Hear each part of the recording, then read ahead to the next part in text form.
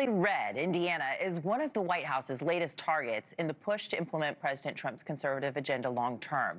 On Tuesday, the Department of Homeland Security announced a new partnership with the state, creating an ICE detention center space referred to as the Speedway Slammer.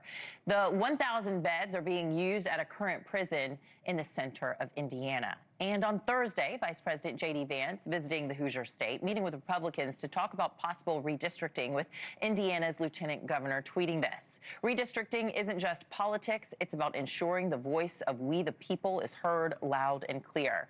Here with us now is Indiana State Senator and Minority Leader, Democrat Shelli Yoder, and fellow Hoosier and Republican strategist John Pence. Great to see both of you. Thanks for joining us. Good to be here.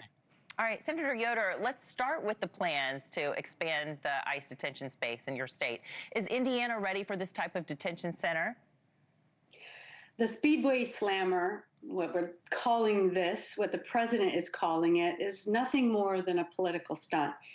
It is going to waste money, it's going to make us less safe, and it's definitely going to turn Indiana into a political prop. All right, and John, what do you think about this? Secretary Noem has said that she wants Alligator Alcatraz, this first one that has the alliteration that everybody seems to be talking about. She wanted the Alligator Alcatraz to be a blueprint for other states, and here's an example of it. They're also talking about doing a Palmetto Pen potentially in South Carolina. What do you make of the Speedway Slammer coming to Indiana?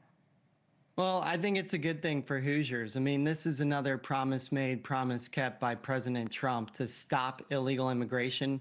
We're seeing the swift work of ICE in detaining illegal immigrants and sending them back to countries they came from. And that's what Hoosiers voted for when they sent President Trump back to the White House this past November. Senator Yoder, you know, the Trump administration has said that they want to get the worst of the worst off the streets to begin with, and that this would help them to do that. What do you say? I would say it sounds so simple, but I really want to have my fellow panelists answer the question, how are Hoosiers going to pay for it? We've seen zero response from D.C. on how Hoosiers are going to be stuck with the bill. When we know that we have openings in our correctional facilities because we don't have the staff in order to pay for it. So Hoosiers are going to be stuck with the bill. We know that we're already facing rural hospitals closing, a decrease in defunding of our public school system, as well as not addressing our child care shortage. So I want to ask this: if this is such a great idea, why are Hoosiers going to be stuck with the bill when we're already asking Hoosiers to pay for so much?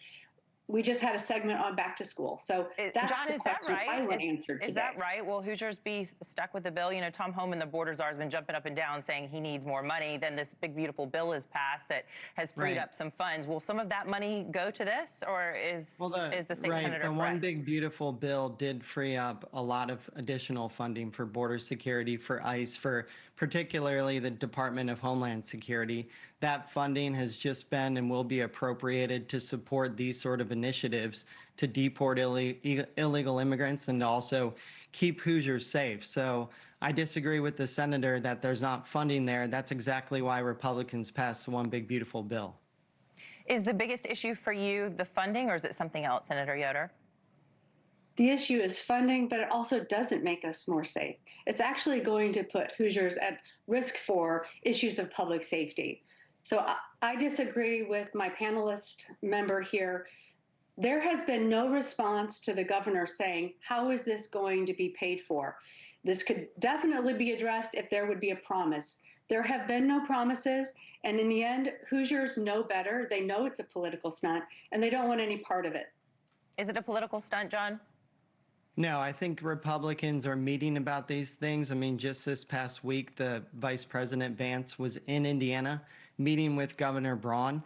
Hoosiers are talking about how we solve these problems: homelessness, housing affordability, and it's starting here in Washington as well with the Unified Republican Party. All right, thank you so much. Appreciate I just want to say I'm here in Indiana, and I hear from Hoosiers every day. We want answers to issues like, why are we closing our rural hospitals? Why are we defunding our public schools? Why are we not addressing child care? Those are what I'm hearing from from voters. And I know that DC is looking at this and Washington is saying, how can we rig the system? And we see these political stunts left and right. Thank you for watching. Subscribe below and download our NewsNation app right now on your phone, and you will get fact-based, unbiased news for all Americans.